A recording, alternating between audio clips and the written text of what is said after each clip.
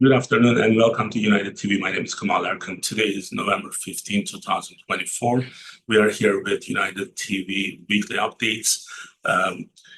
We are going to cover mostly U.S. politics today, as we have a lot of new appointments coming up from the Trump administration. And also there are some local, at state level, some changes happening, and we are going to discuss that. And in these events, we try to cover different areas of economy, healthcare, and politics. And global news sometimes makes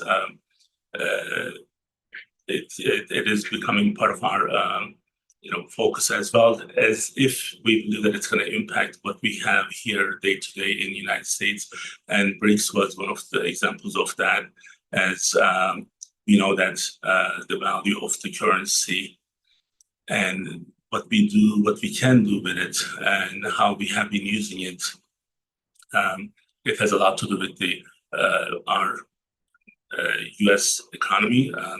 I thought it was always important for us to discuss it, and we'll have some updates on that. Most likely it's going to be next week.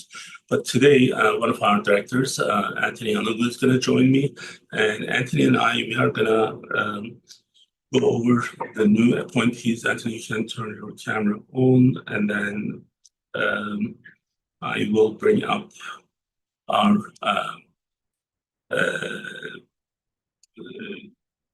new second-term Donald Trump cabinet members. Some of these members are going to be appointed.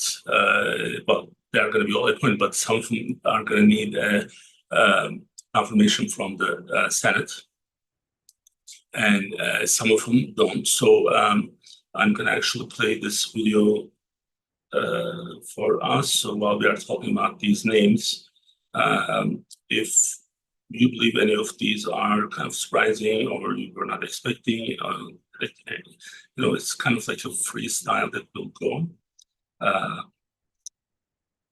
And let me bring this up as well.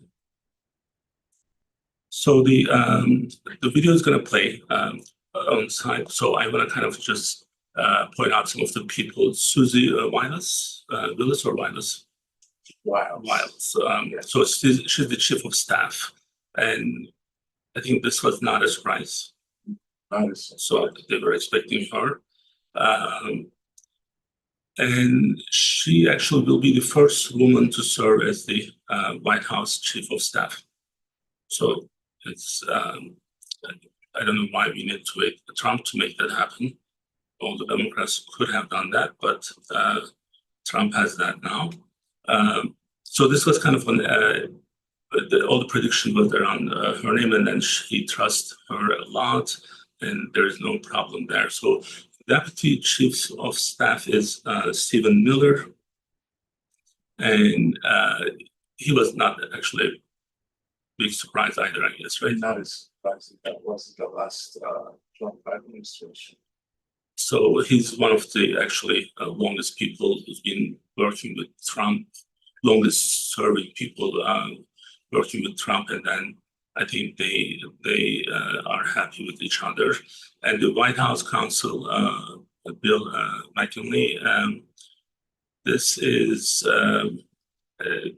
was actually not maybe expected much. Not really. Florida rep, Gaetz.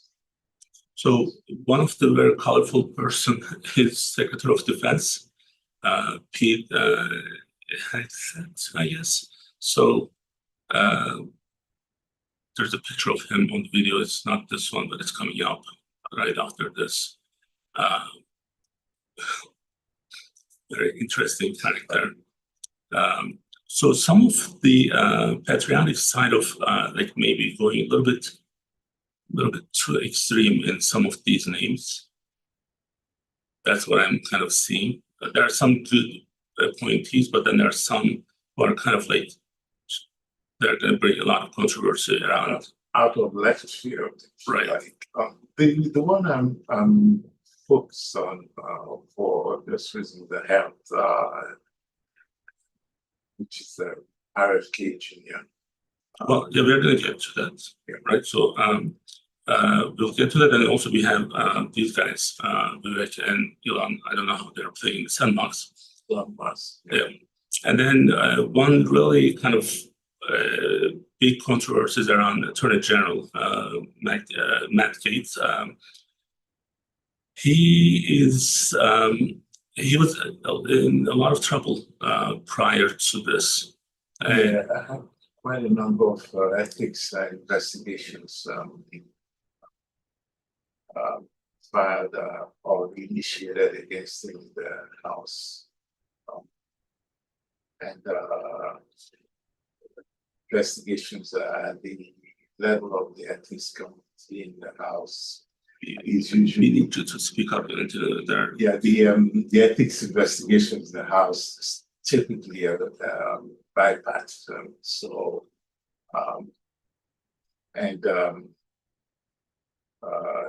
there are views on either side of the aisle regarding in terms of how much confidence his House colleagues have in him.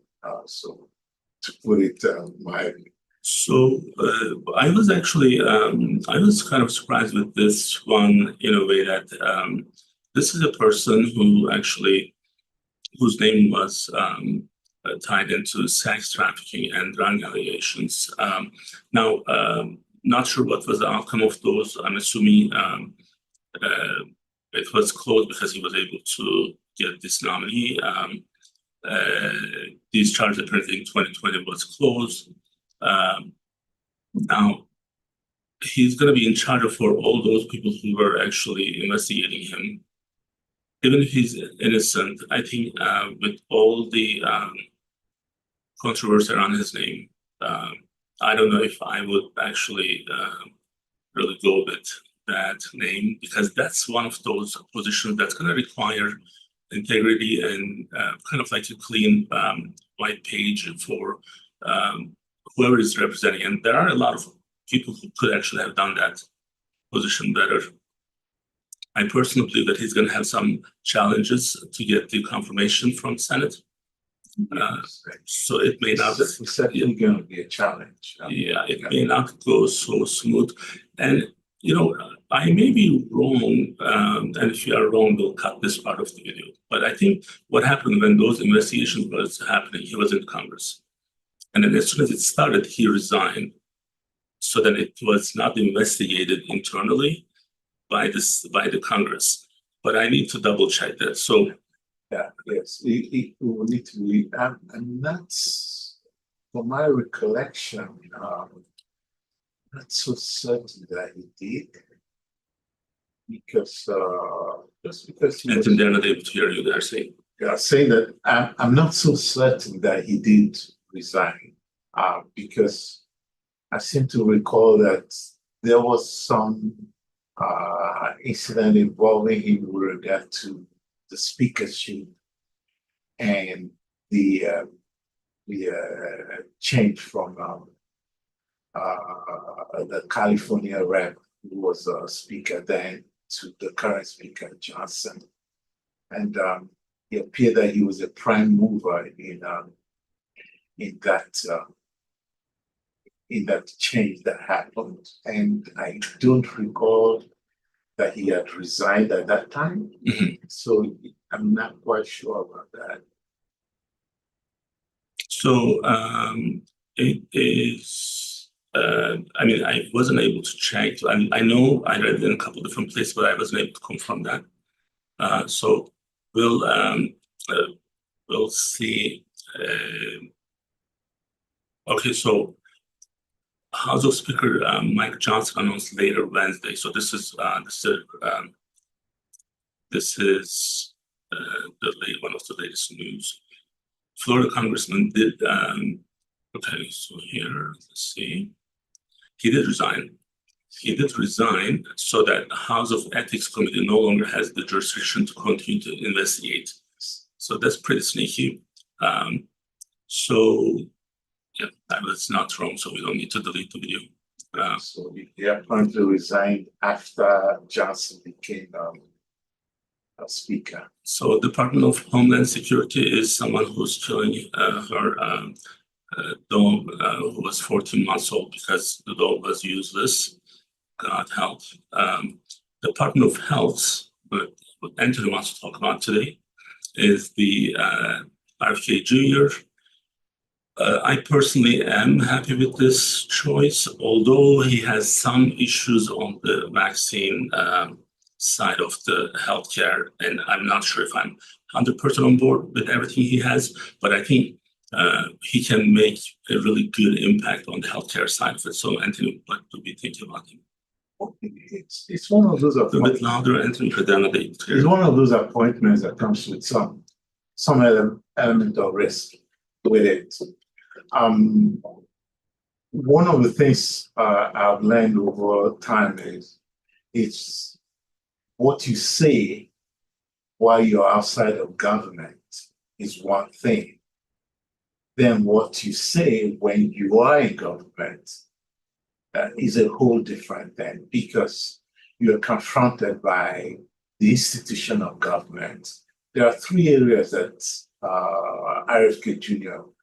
Says he has an agreement on as his primary focus. One is one of transparency and regulation. One is about has to do with chemicals and drugs and the science behind those. And the third one has to do with eradication of or diminution of chronic diseases in 2 years. But that's it. I don't know how feasible that is within that timeline. But let's go with the first one, which talked about regulation, transparency regulation. And he's partially right that. I'll give you a quick example. This has specifically to do with the part of the FDA that regulates medical devices, right? It has a budget of about $785 million, and about half of that comes from industry fees that's levied by the FDA against pharmaceutical companies and device makers, right? But on the face of it, that creates a conflict of interest, right? It creates a conflict of interest because you're funded by the same organizations that you're regulating. And the outgoing head of that device unit in the FDA, for instance, had a situation where his wife was actually lobbying the FDA on behalf of the company that was seeking an approval from the FDA, right? So there is some truth in this view of conflict in regulation. However, that amount of money from the industry assessment is the reason why the FDA can hire blind scientists and be competitive in hiring those scientists. Because if it's not able to hire top-level scientists, then it cannot do its job. So if I want to make sure for those who are not able to maybe hear everything, and in case you are wondering, he's switching your camera to the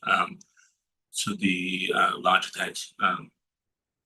So Ethan, so it's just I just switched it. I'm not too sure why it's not popping up. on the Zoom. Is it like plugged in?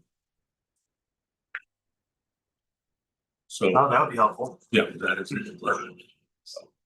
So those things happen. So Anthony, while your camera is coming up, so are we talking about the FDA being financed by the other organizations who are actually not just government ones, right? Yes, they are financed. The bulk of their financing now, above half of that, is coming from those industries. He is actually complaining about something that actually government does not have full control over, maybe with the funds. Does it? Because essentially what it means is that if pharmaceutical company A is responsible for a significant chunk of the budget for that unit. And that same company now comes back seeking approval for either a device or a drug, as the case may be. How are we certain that there's complete transparency in this? The other side of it will be, the other argument on it will be that there are protocols in place for instance, drug development, research, and approval of drugs. Mhm. There are well-established, long-established protocols for that. But it does create the appearance of conflict, as we saw with the case of the outgoing head of the device unit in the FDA, where there are questions about his wife being a representative of one of the companies that was seeking approval from the FDA. So that part of it. But the reason why I mention this is that there's always a tension about these issues, because on one hand, if the FDA is not competitive in hiring top-level scientists, there is huge problems that it creates. Because they cannot go through that process otherwise. Yes, they cannot go through that. So there is some science in those industry assessments, right? But he does have a point in terms of that transparency issue that he mentioned. The second thing that he seems focused on has to do with the science behind chemicals and drugs, and he's going to have a really hard time in that area because there are no two ways about science. You either do good science or you're not doing good science, and the standards that govern scientific research are well known, gone through these over decades and decades. And if you say, for instance, as in his case, that small quantities of fluoride in water is the reason for autism in children, you have to have the science to back that up. You can't just make that assertion. So is his vaccine issue for all vaccines, or is it like related to the COVID and it started with that? I think that the COVID exacerbated it, but he does have issues with other vaccines. And I often point to a recent WHO report, the World Health Organization report, showing that childhood vaccination is in decline in a number of places across the world. And this is all coming from the preponderance of false information around vaccines. Those things have cumulative effects across the world. A number of diseases that were thought to have been completely eradicated are suddenly rearing their heads again. These are not random events. They're coming as a result of messages that are being pushed out, wrong messages that are being pushed out, which has impact on mothers in Africa or Southeast Asia making decisions whether to vaccinate their children or not. So those all have impacts. Maybe he may be a little bit out of touch with this. Because I think if we are just taking United States as base, you may not really see the actual efficacy or the benefit and other things, because we don't have all the other factors in those situations where things are not the same in the rest of the world. So you see what I mean? Like, you can't just dismiss, like, if today COVID happens and then vaccines happens again, it becomes available. Would you take it? I would. Yeah. Right. Yes. So it's not going to change. There are people who don't want to take it. Fine. But I would still do that. So that doesn't mean that, like, just because he disagrees with that doesn't mean that we need to change the entire, especially with the kids. Mm-hmm. So now you said something that's really important. So science is, it doesn't just stay in one spot. So it does change. Things does change. So unless we have something better, our position is going to be same. So Yes. one of the issues that we have, other than vaccine, the way that we are addressing the chronic disease, and he does have a point with the the way that we have the foods that's available, whether or not they're healthier. But there are parts is morbid obesity is not all about how much we eat. It's a disease that's not now. Can you cure it in different ways? Well, if someone with 77 BMI, you're not going to put that person on diet. Yes. So I mean, there are good. What I'm worried about is when he's making like the vaccine as the number one concern for his legacy. Some of the good stuff that he's doing is not going to get a lot of attention, and they may not be done, or he may not be getting any credit. I think from his cabinet, he may be the if I have to just agree and disagree with his picks, I would probably have picked him as Secretary of Health as well. But still, he has a lot to work on. So he does. Personally, I wouldn't pick him for a number of reasons. And just like I said in the beginning, it's one thing to say some things while you're outside of government, or to hold certain views while you're outside of government. But when you are inside of government, there's the other challenge of how those interact with the reality of governance. And there's a long history of people moderating or totally changing their views when they get into government, because then they're confronted with serious data. On one hand, they're confronted with the institution of government, and the institution of government is a whole new animal entirely from what it is when you're outside of it. So the other thing is kind of maybe again, but how much we are expecting from these positions. Now, my family members, and I have direct experience with how government works, and it's not like what you think it is from outside, right? So just because you want to do something doesn't mean that when you go there, you're going to have a totally different setup where things are not going to be that easy to change. Yes. So I don't know if that's the naiveness of this, or it's just because they get so popular and then they get the position. Yeah, I think it's because, in a way, I can say it's because, if you don't have experience of government, right, you can hold certain views and converse them and get acceptance in certain circles for those views. But while in government, right, the machinery of it, the rules and the regulations of it, and especially in something that as critically important as healthcare, there's a reason why the processes that you have within that sector are very detailed and very elaborate, and they take time.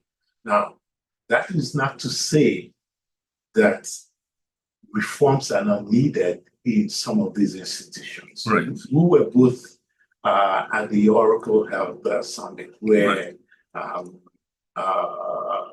Larry Ellison spoke about the approval process at the FDA and the requirement for them to physically print the entire submission that we're going to make electronically, right? The outgoing director of the FDA device unit that I mentioned, in one of his speeches did say that the regulations in place are the ones that his grandfather, that was in place when his grandfather was still alive, 50 or odd years ago. So that is not to say that reforms are not needed. These, however, just the nature of the healthcare sector makes it imperative that there is a deliberate process in place for these. And Maybe you and I, we have seen that firsthand because we were providing updates to our United Medical Network provider and the patients and the employees during the COVID time, where they were accelerating the process of getting the vaccine approved. And actually, Trump was in charge at that time. So yeah, it's forgotten that the Operation Warp Speed was. It's not like Biden didn't actually come up with the vaccine. Trump did. And he was actually kind of proud of that, right? I mean, he was really happy that we were able to do it so quickly. Yes. And I remember our discussion at that time where you actually made it like when I had some, kind of concerns, you said, well, come on, this time they put all the resources into this. They don't do anything else. Yes. So that's why they're able to do it a lot faster. And the technology is advanced. Right. The way Ford made vehicles in the 40s and 50s is not how they make vehicles today. The process is much faster. And none of us would say, oh, I have problems driving the Ford vehicle today because it's not manufactured at the same pace as it was in the 40s and 50s. That wouldn't make sense to me. But that's how we are actually taking the changes, our approach, not me personally, but 97% of the people, they don't like changes. Yeah. And we make that mistake time to time, not to change the subject, but even with the electrical cards, right? So with the what do you call them, filling stations for them. So they said it needed to be subsidized by the government. And then Elon Musk was saying the other day, hey, well, they don't do the gas stations subsidized by the government. So this needs to happen on its own. But the first reaction to the change and the new things that are happening around us is this needs to be done in a different way. So it's not sufficient enough. It's not, the efficacy is always in question. But the truth is, if you want the EV, then I shouldn't be paying for your choices, right? And the government shouldn't be subsidizing. And those are kind of like the part of the issue with what I see, other than him having this really troublesome voice where I'm in pain every time I listen to him. He seems like a good guy, but I don't know if I can listen to him for 10 minutes. I don't know if I told you this, but my mom had an uncle. He had a cancer. I think like he used to put this device on his throat, and that's how he would talk, and that's how he sounds. And it's painful, but he's in charge of health, but doesn't sound so healthy, although he looks healthy. So now, do we have other concerns about him? Well, the other part of it I want to do with the decisions in the first Trump administration about leaving the World Health Organization, the WHO. He announced it in 2020. Typically, it takes a year to exit the WHO. But by the time Biden became president, he restored the US membership of the WHO. And the speculation is that Trump might go back and withdraw the United States from the WHO again. But that is like the speculative at this point, because keep in mind the decision around that, his initial decision was based on the politics around the pandemic and his perceived role of China in this. So I'm not sure that those conditions necessarily exist this time around, but it is possible that he could reverse that decision. The thing about the World Health Organization is It is funded by members, but there are two categories of funding. There is the assessment of all member countries. United States roughly contributes 500 million every year. Million, not billion. Right? Billion every year. But of that 500 million, more than half of it is voluntary contribution. By voluntary means that, as the term goes, is voluntary, but coming from within the United States or any other country that has a specific goal, a specific global health goal.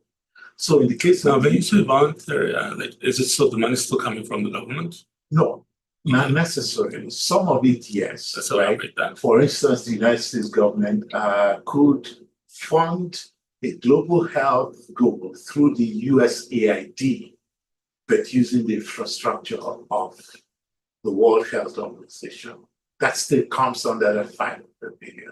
A significant part of that 500 billion, for instance, comes from the Bill and Melinda Gates Foundation, which has from the Gates Foundation, which has its own specific global health goals, but it funds that through the infrastructure of the World Health Organization. But that is still captured under the 500 billion. For instance, in 2021, the total amount credited to the US was again about 490 something, all back 500 billion. But under 200 million of that actually is the assessment of the United States from the World Health Organization, and that's how it works. I mean, the one issue is the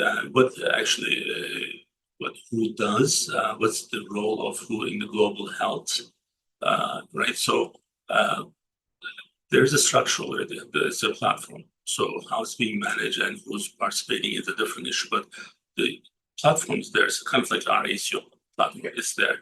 So it works for some ACO programs, it doesn't work for some. This is the same. So it may not be the right people participating in the in certain ways, but I think the idea is needed.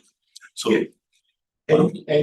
and one aspect of it that is often not immediately recognized, this year of the yearly flu vaccines that we receive. Every year we all receive flu shots. Now, the flu vaccine, the antigen, right? Typically, you get the release from the CDC of what the formulation would be for the flu season. Now, how do they arrive at that? They arrive at that through the WHO centers around the world where they get the variants of flu diseases across the globe. And then they have specific centers, including 2 in the United States, where they now look at all of this and they identify the dominant gene. And that's how the information is now transmitted to the pharmaceutical companies to then manufacture the dominant variants that will be efficient against the flu virus in any particular flu season.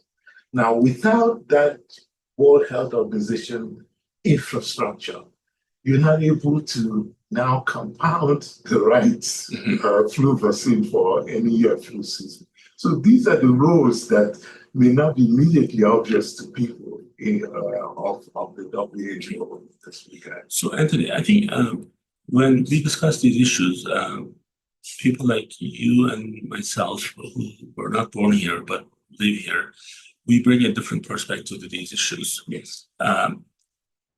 And sometimes when you are so kind of focusing what's happening in the United States only, from the United States standpoint, you may just think that this is all we do.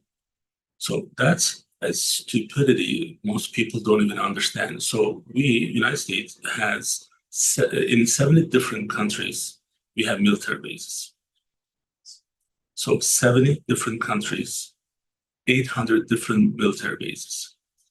So anyone with an average IQ would understand what that means. That's the influence, that's the control, that's the access. And who actually is the non-military way of influencing what may be happening in these areas and how we actually act and how certain actions can be taken very quickly. So if you don't utilize this platform and destroy without the alternative, then we should close all of our military bases and come back. Yeah, and going back to the point about the World Health Organization, it's not to say that there is no valid argument to be made about the need for reforms. Mm.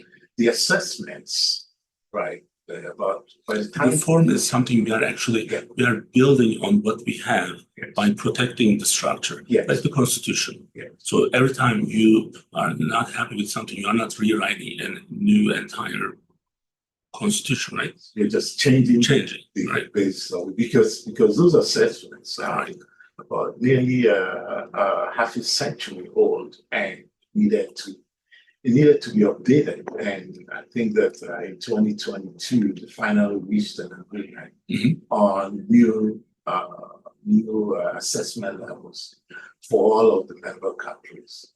So I'm not so convinced that the new administration will go back and withdraw the United States from the World Health Organization this time around. But I could be wrong, but I'm not so convinced that that's the decision made in that regard. So, Trump had a huge victory with this election. Yes. Now, that wasn't just what he has done, but also how bad the Democrats managed the whole situation.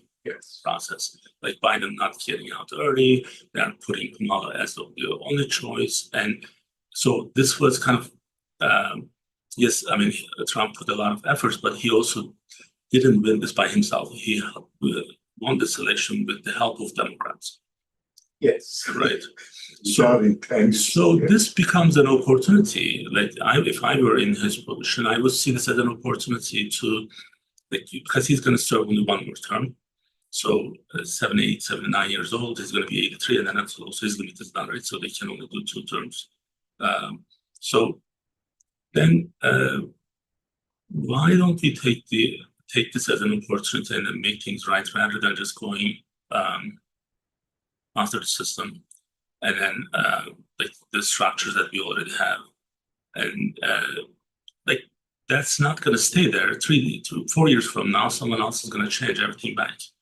So instead of just building something more constructive and just, having a progress that everyone would welcome, going to this extreme is just going to make things really muddy in the next 4 years. And I think that's an opportunity lost. I'm naturally an optimistic person. And like I said earlier, it's one thing to say things while you're outside of government, but you face a different reality when you get into government. And while some of these appointments are certainly out of left field, there's no telling what might come out of them. If you look at it from the other side of it. For instance, you mentioned Elon Musk and efficiency part of it. There is certainly a case to be made for government efficiency. But here's the funny thing, though: for something that you are trying to make the government efficient, for a position of one, you appoint 2 people to them. So it's kind of like, to me, like it's contradicting what you are trying to do. Why do you need 2 people to make things more? Wouldn't one of them be a deputy? I don't like between the 2, who's going to be that? Like they're both very opinionated and strong and successful people. I would think Elon Musk would be. Elon is not up for those types of positions. He's not going to be like this government. You can't just do what you want to do. you'll be in jail. You And can, I don't think yes. he's going to be able to follow the bureaucracy and obey those. So then he's going to get in trouble. And then also, like, does he really have time and experience to do that? Doesn't. I mean, running a private company versus running a government or the government branch, it's not the same thing. And you keep in mind that most of whatever they come up with, at least a certain a good percentage of that will have to go through Congress. Right. And then that's a whole different discussion entirely because That's why I'm saying that. So it's not like here, like when we in United Medical, so here, when I want to turn this room into a studio, I didn't need to get an approval from everyone yes, except Susan. So and then it gets done. it's done. So if I have to go to 5 different committees Yes. and make sure that this is done this way, that way, and then you are going to be like, it's going to be 1 year. Yeah, it's Right. at least. And you wouldn't want to do that. Who wants to do it? And that's why I don't understand, unless like it's like a Secretary of State position or Secretary of Health. The rest of them are balonies. No, And but then again, which is what I say is the other side of it. Elon Musk is an incredibly smart person, and it is possible that he could come up with revolutionary ideas about how to manage government better, and then get some of it widely accepted across the board. It's possible. well, I'm not saying he's not, but I don't think he can function in the government. So, like right now, my younger sister is the general manager of the women's status in the Family and Social Services Ministry. Everything they have to do is going through hundreds of people before it can be finalized. I would die in that situation. So, like, we want to do this, we do it together, right? So now, in order to get you as a guest, I need to get 5 different approvals. Who has time for that? It's certainly going to be a challenge. So Just that's from I mean, watching instead of the way- focusing on those and just like do what you are doing best and then let people benefit from those. But then getting into this is just a distraction. Like right now, what I do as a CEO for United Medical. Now, let's say our not I won't name anything. Our new governor says, "Well, Kemal, I want you to be in charge of this." I don't want that. And how am I going to function in that? Right? I don't want to be a governor either. So I want to have a voice in the governor's office, but I don't want to be the governor. And this So- is not to speak of the potential conflicts of interest Right. that could arise. We were talking earlier about the FDA approvals and He has a lot of business that he already is yes, a doing lot of business with the business, government. right? That will go through FDA approval, Neuralink, that's Starlink, yeah. And then there's the AI Grok, I think Grok. That's also there. So all of those issues now bring up a whole different conversation on the issue of the transparency of conflict of interest and so on and so forth. So the It's intentions challenging. may be good, but the outcome is going to be miserable. So as the old saying says, the road to the hell is paved with good intentions. So and we can't really just unless there's a reason for reform, and that reform needs to be not done by only a group of people. It needs to be done by the vast majority of the people. It cannot be with 49.7 or 51.2%. It has to be with people who are actually buying there. But rather than trying to become more distractive in a way, just focus on what you do best, right? So then it will actually people will benefit better from what you are doing. But I see some kind of like it's like Trump's casino. Like there are a lot of musical shows and other like the boxing and I'm worried that they're going to turn this into like a big, virtual show. So instead of focusing on what can be done, Trump has a lot of potentials. He can do certain things. He can deliver only if he focuses on those. But I don't see a good start. I like to be optimistic, so I'm optimistic. I mean, it's optimistic versus realistic. Let's make sure that when I told Biden's people, "Hey, you should, get out of this now," when you don't have the support. That wasn't me being pessimistic. That was, hey, they don't want you to run again. If he has done that decision earlier, then people would have options on the primaries, and then they would process who they want, and they wouldn't stuck with the person who's least likable person by the Democrats' choice. Like 1% in the 2020 primaries, she's the first one who dropped out. Then was I pessimistic when I was telling and giving these warnings? No.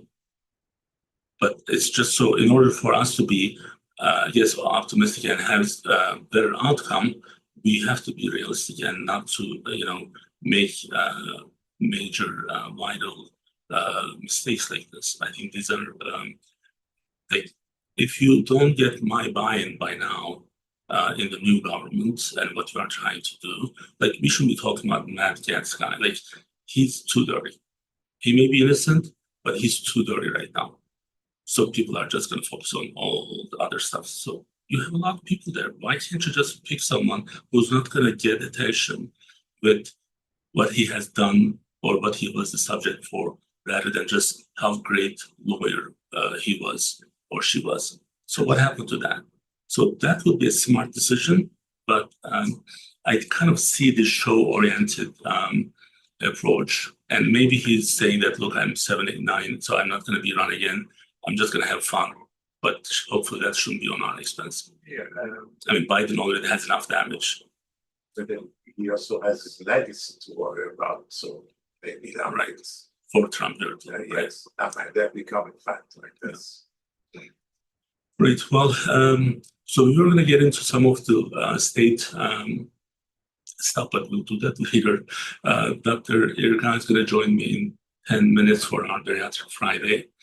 Anthony, thank you so much. So it's always fun and enjoyable when I have our directors participating in these and just kind of better understand and see what's coming. Thank you for having me. Thank you again. And we'll be back with our Bariatric Friday in 7 minutes. And until then, please stay safe and we'll see you soon.